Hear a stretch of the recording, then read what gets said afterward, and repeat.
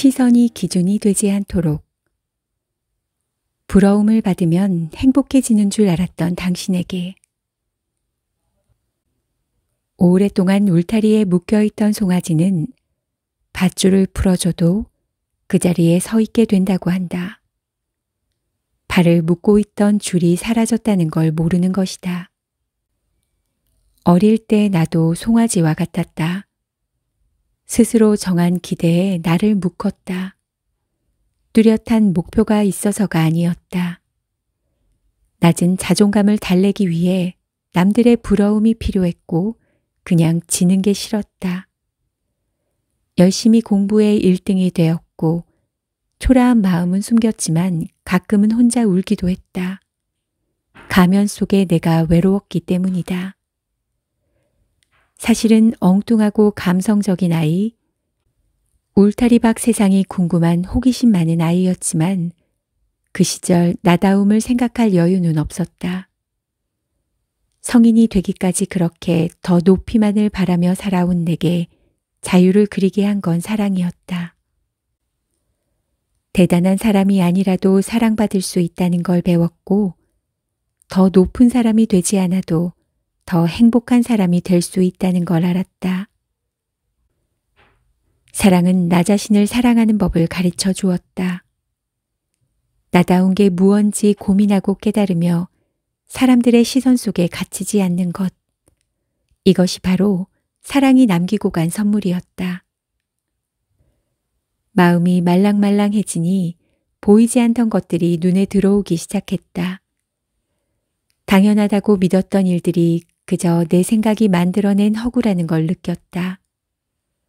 타인의 시선에 얽매이지 말아야겠다는 깨달음은 내 시선으로 타인을 규정짓지 말아야겠다는 다짐으로 이어졌다. 허구 속에 있을 때는 아무것도 아닌 일에 쓸데없는 상처를 받았었다.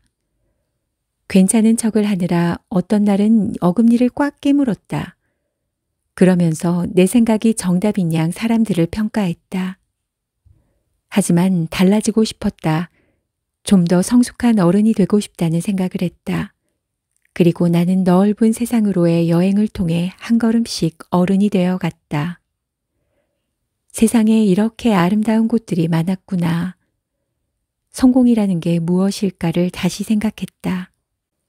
누가 더 높이 쌓나 하는 대회는 이제 그만두고 더 많은 걸 보고 느끼고 싶어졌다. 이 세상에 100년짜리 여행을 온 듯이 누비고 싶었다. 그리고 난 못해, 지금이 정답이야 라고 믿었던 울타리를 넘어설 용기가 생겼다.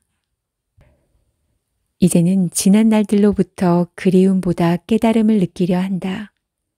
부러움을 받는 것과 행복의 차이를 찾아가던 날들, 삐뚤빼뚤 서툴렀지만 나답게 사랑하던 날들, 낯선 세상에 부딪히고 도전하던 날들, 그 속에서 삶의 기준을 배웠다. 적어도 내 삶에 결국 남기고 싶은 것이 무엇인지 헷갈리지 않기 위해.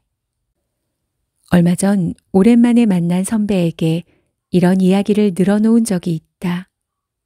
선배는 이제는 자존감이 너무 튼튼해져서 조금 있으면 남에게 나눠줄 수도 있겠다. 라고 말했다. 여전히 서툰 나이지만 정말이지 그렇게 되고 싶다. 아팠다, 괜찮았다를 반복하며 쌓아온 많은 마음이 누군가에게 위로가 될 수 있다면 좋겠다. 그 휘청임이 유별나서가 아니라 여기 똑같은 사람이 또 있다고 전하려 한다. 가끔은 혼란스럽지만 아주 평범한 과정들. 완전한 정답의 길을 알 순 없어도 우리 같이 조금씩 자유로워지자고 말이다. 내일은 오늘보다 좀 더 멋지고 근사한 반전을 기대하며. 적당함이라는 특별함. 누군가의 소중함을 아는 가장 쉬운 방법은 그 사람을 잃는 것이다. 이런 명언을 들어본 적이 있다. 사람은 잃기 전에 그 소중함을 잘 모른다. 열렬하던 사랑도 점차 그 익숙함이 지루해진다. 평범한 일상도 그렇다. 대한민국 평균으로 살아가는 날들도 그렇다. 누리고 있기에 그 특별함을 알지 못한 채 더 화려한 도약을 꿈꾼다. 인생은 신이 던지는 질문 같다는 생각을 한다. 설마 이것도 몰랐냐며 툭툭 던지는 질문에 우리는 발이 걸려 넘어진다. 마치 있을 때 그 소중함을 깨닫지 못한 벌을 주기라도 하듯 쉬는 때때로 우리가 당연히 여기던 것들을 빼앗아 간다. 그때 가서 후회해도 되돌리기는 쉽지 않지만 적어도 깨달을 수는 있다. 당연했던 시간의 뼈아픈 소중함을. 돌이켜보면 힘들었던 시간들 모두 그런 의미였다. 무엇이 내 인생에 중요하냐고 신이 내게 던지는 질문이자 그것을 깨닫지 못한 것에 대한 벌이자 다시금 생각할 수 있게 하는 기회였다. 우리는 과거를 후회하고 미래를 불안해하느라 현재를 잊고 난다. 마치 다른 생각에 팔려 눈앞에 뻔히 놓인 물건을 찾지 못하듯이 말이다. 그런 우리에게 힘든 시간들은 눈앞의 소중함을 알게 할 것이다. 선풍기 돌아가는 거실 풍경, 빨래개는 엄마의 뒷모습, 그 적당한 특별함을. 그럼에도 우리는 또다시 일상을 초라해하고 화려해지기를 꿈꾸길 반복할지 모른다.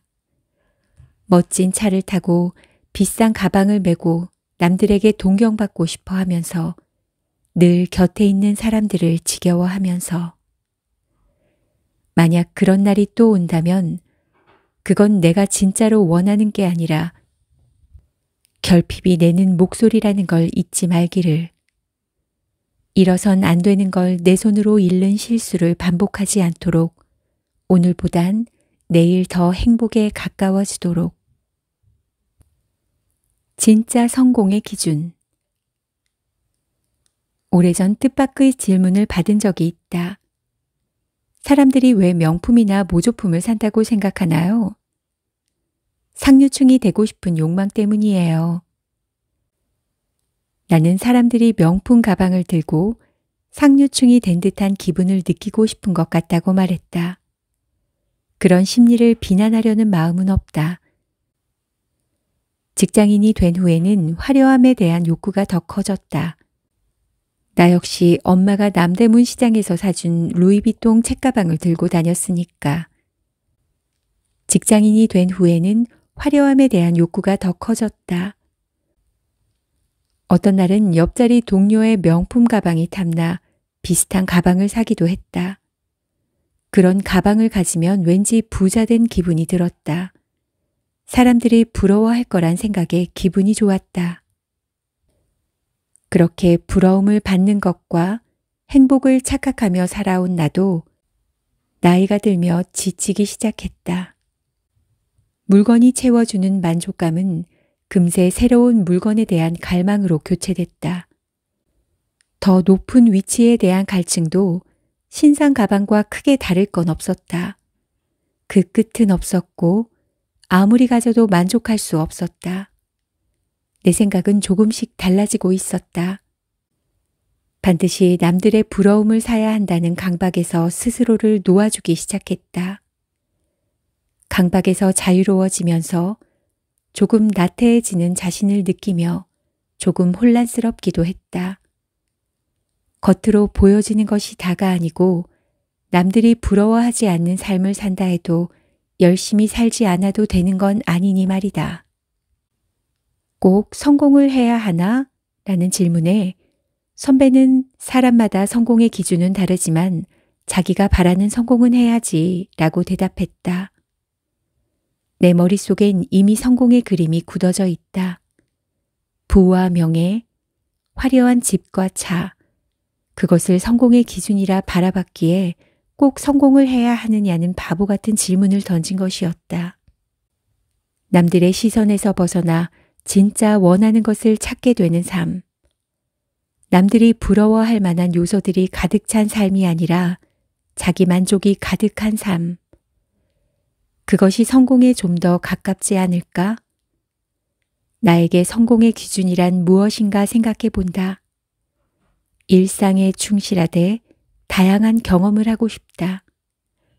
소중한 사람들을 곁에 두고 그들의 편이 되고 싶다.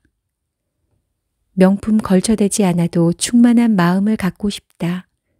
그리고 좋은 글을 쓰고 싶다. 남들의 부러움을 받기 위한 발구름이 아니라 하루하루 진짜 성공을 위한 하루이길 바라본다.